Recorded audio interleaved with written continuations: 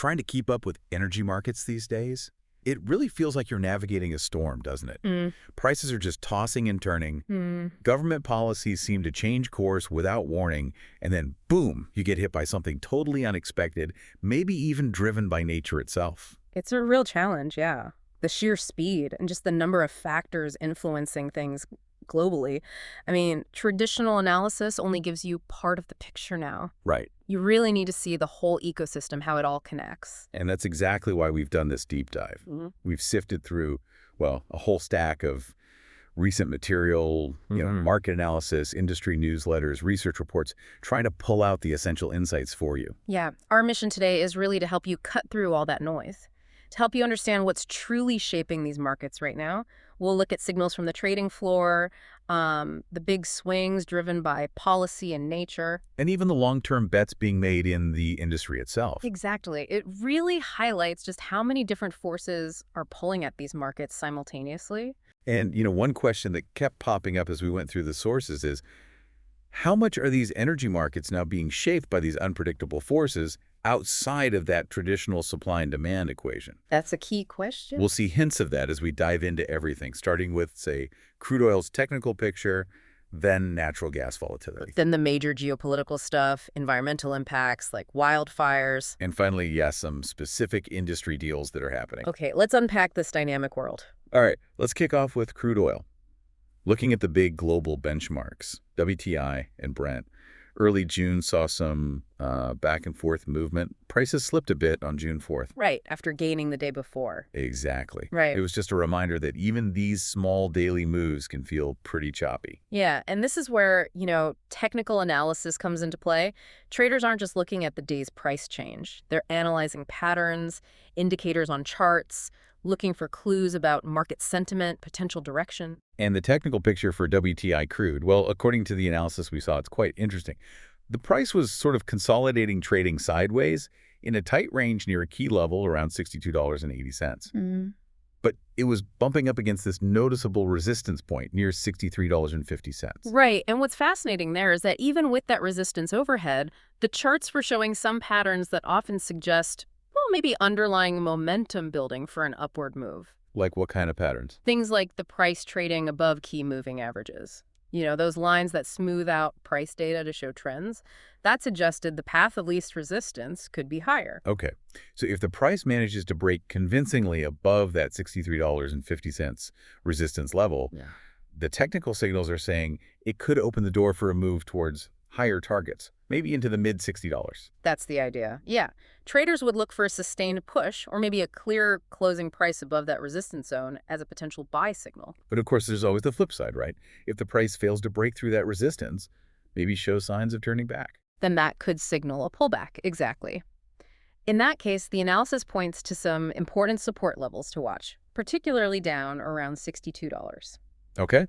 That area, it includes several technical indicators clustering together, so it's seen as a pretty critical zone.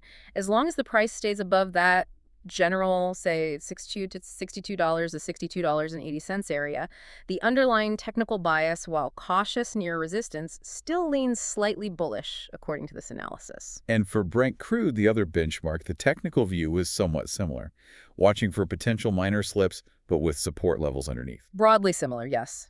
Keeping an eye on key support levels. Okay, so beyond the charts, what's fundamentally influencing crude right now? We saw some pressure from things like rising U.S. oil inventories. Right, and decisions by major producers like Saudi Arabia on their pricing. At the same time, these broader geopolitical tensions, especially involving Russia and Ukraine, they continue to be a really significant factor affecting market sentiment, particularly for WTI prices. Definitely. And a recent decision by the OPEC Plus group, that's OPEC and their allies, to maintain their planned output increase for July. That was noted as helping to alleviate some immediate oversupply fears. So that provided a bit of a floor under prices. It seems so, yeah. Kept prices somewhat firm. And then you've also got these external economic factors like the value of the U.S. dollar. When the dollar drops, as it did partly because of, renewed trade tensions and tariff threats from the U.S., Right. that tends to make dollar-priced commodities like crude oil cheaper for buyers using other currencies, which can add a bit of a bullish push. And even with that OPEC plus output decision, ongoing supply concerns persist, especially with tensions involving key players like the US, Iran, Russia, Ukraine. The possibility of sanctions or disruptions, it's still there. It's something traders have to keep in the back of their minds. Okay, right. Let's shift gears then to the natural gas market. Like crude, it seems to have seen some interesting volatility lately. It really has. The market had this brief price spike recently, pushed just above what analysts saw as an interim high, around $3.76. Okay. But that didn't last long at all. Prices quickly fell back, dropped to a 3-day low. So it spiked up and then immediately showed weakness. That sounds volatile. Precisely. It's basically trading against a significant resistance area, kind of hitting a ceiling near the $3.85 level. So from a technical standpoint, what does that quick fall suggest? Well, a daily close below a recent low, specifically the low from June 4th, which was around $3.66, that would be seen as a pretty definite sign of weakness. Right. That bearish move we saw on June 5th has potentially set the stage for prices to test some key support levels below. And where are those key support levels for natural gas that people are watching? Analysts are watching the area around the 50-day moving average, which is currently sitting near $3.52, and also the 20-day MA near $3.51. There's also some notable support from the previous week around the $3.50 level. That 50-day MA, though, that's considered particularly important for the health of the current trend. If it trades back below that, it would be seen as a bearish signal.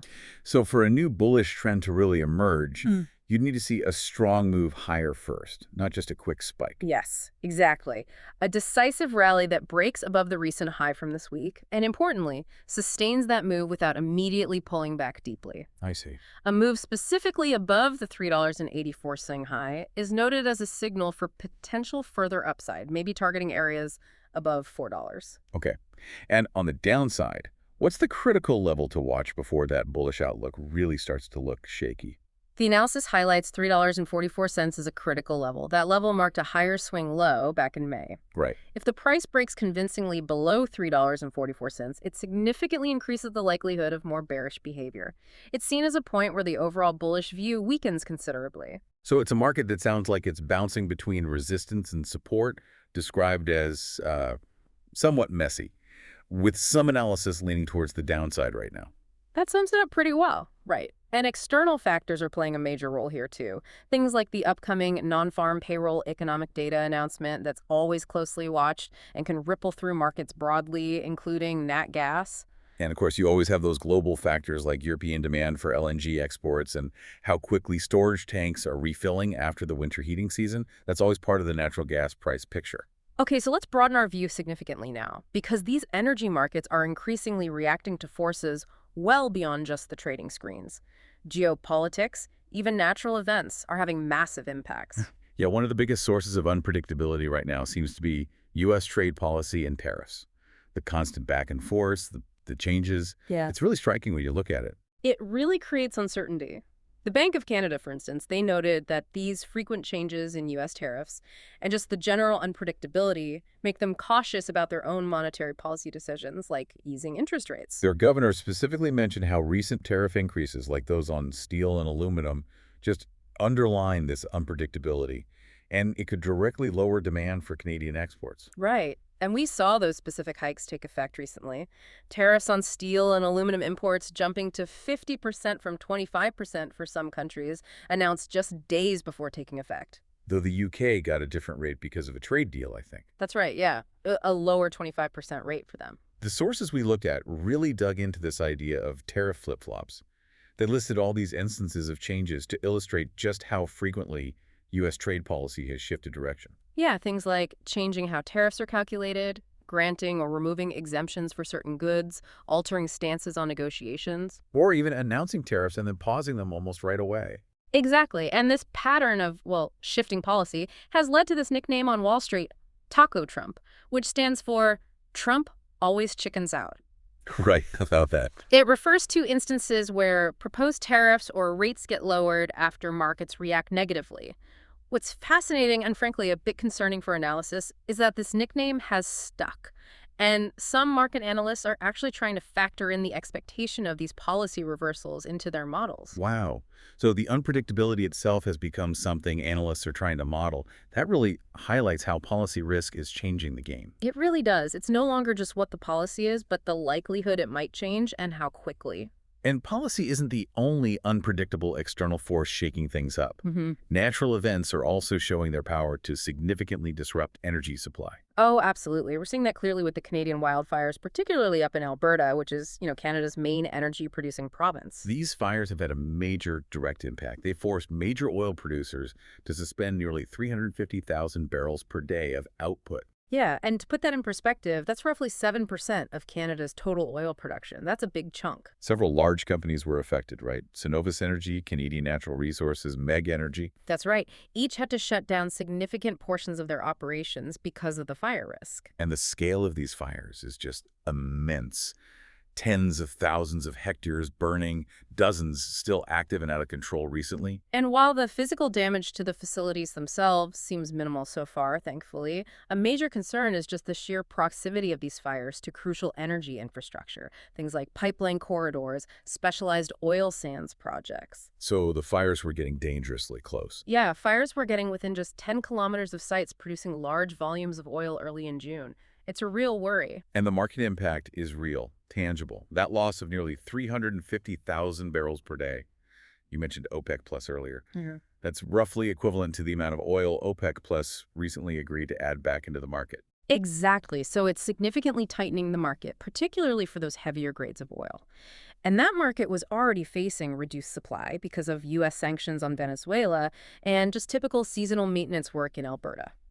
Experts are calling these among the most disruptive wildfire events since that huge Fort McMurray fire back in 2016. And importantly, the increasing pace and scale of these fires, it might signal something deeper, right? A potential structural shift may be driven by changing climate conditions. That's the concern, yeah, that events like this could become a more regular, albeit unpredictable, feature impacting supply going forward. So we've seen the volatility from policy, from nature. But despite all these disruptions in this really dynamic market environment, the industry is still making significant long-term investments, striking deals. Absolutely. It's not all just reacting to the day-to-day price swings. Companies are definitely planning decades ahead. One example we saw in the sources was BEL Valves. They're an engineering company from Newcastle in the UK, specializing in critical valve technology for oil and gas. Right. They secured a £5 million order for a project out in the North Sea, the Murlach oil field development. And BEL Valves is supplying, 20 specialized slab gate valves for the topside platform. That's it. The Murlach field itself is quite a distance offshore from Scotland. It's a joint venture, BP and NEO Energy, and it's actually being brought back online, recommissioned. Yep. Expected operational life of about 11 years, and they're aiming for first oil extraction sometime in 2025. And BEL Valves got the job because of their proven track record, right? Yeah. For these safety-critical, high-pressure applications. Exactly. A project director highlighted the industry's trust in their technology, and it makes sense the company's been manufacturing for the oil sector since way back in the mid-1960s. Okay. So moving across the globe, over in Argentina, their national oil company, YPF, seems to have some very ambitious plans. They want to unlock the potential of the huge natural gas resources they have in the Vaca Muerta formation. Yeah, they have vast gas reserves there. It's an unconventional play, Yeah. but their current pipeline capacity really limits how much they can export. So the strategy is clear. Turn that gas into LNG, liquefied natural gas, and ship it out. Exactly. YPF has developed what they call an Argentina LNG master plan. It's a multi-phase strategy. The immediate focus right now is on phase 3. They're targeting a final investment decision, the FID, that crucial commitment point by the end of 2025. And they're moving forward on that already, signing documents. Yeah, they signed a pre-final investment decision document recently. That followed an agreement with the Italian energy giant Eni, and they expect another important partner to join that joint venture soon. And phase 3 itself, what does that involve? It's planned for a location down in Argentina's Rio Negro province, and the goal is massive, producing about 12 million tons per year of LNG using 2 large liquefaction vessels. Wow. The aim is to have this operational by the end of the decade, though, schedules can always shift. And this phase also requires building significant new gas pipelines and offshore infrastructure. But this isn't the only piece of their LNG plan, is it? There's also a phase one that's actually closer to becoming reality. That's right. Phase 1 is the Southern Energy LNG exporting project. YPF has a 25% stake in that one. This project's expected to start service earlier, maybe 2027. It uses 2 vessels, total capacity 6 million tons per year. Okay. FID has already been reached for the first vessel, and a decision on the second one is due pretty soon, by end July. And YPF will supply a good chunk of the gas for this project under a tolling agreement. And they even have a phase two planned as well. They do. Phase 2 is envisioned with a capacity of 10 million tons per year, and that involves a partnership with Shell. They could potentially reach an FID for that phase by the end of 2026. So this is a really significant multi-year effort, financing these later, larger phases, phase 2 and 3, that must require substantial project finance. Oh, definitely. And the sources noted that having high-quality partners and proposed buyers for the LNG, like Eni, is expected to really help YPF access the necessary financing for these huge undertakings. And the target markets for all this Argentinian LNG are primarily Europe and Asia. That's the plan, yeah. The overall perspective on these projects, described in the sources, is interesting. It's almost like a mortgage, right? You build the infrastructure, financed by the expectation that future gas exports will repay that investment over time. Exactly. The profitability really hinges heavily on securing that infrastructure financing and, of course, managing the cost of extracting the gas from Vaca Muerta itself. It really shows how companies are making these huge, long-term bets on future demand and supply, even while the short-term markets are being, well, buffeted by all these unpredictable forces we've been talking about. And that brings us right back to where we started, doesn't it? We've taken this deep dive through technical trading signals for crude and natural gas. Navigated the chaos of unpredictable policy, trade tensions. Witnessed the direct disruptive impact of natural disasters like wildfires on physical supply. And then looked at specific long-term industry investments happening despite all of that noise. Understanding this incredible mix of factors, it's just essential to making sense of the energy world today. You can really see how tightly connected everything is. Yeah, and how many different types of forces are shaping prices and decisions, from a pattern on a chart to a tariff announcement in a capital city to a fire burning out on the landscape. And this complex, often unpredictable interplay, it leads us right back to that thought we started with. Given the increasing volatility driven by things like these sudden policy shifts, and what could be a growing structural impact from environmental events like wildfires, how much is the future of energy markets now being dictated by factors outside of that traditional analysis of supply and demand fundamentals? Right. What does it mean for our ability to predict where things are truly headed when these unpredictable external shocks seem to be playing an ever larger role?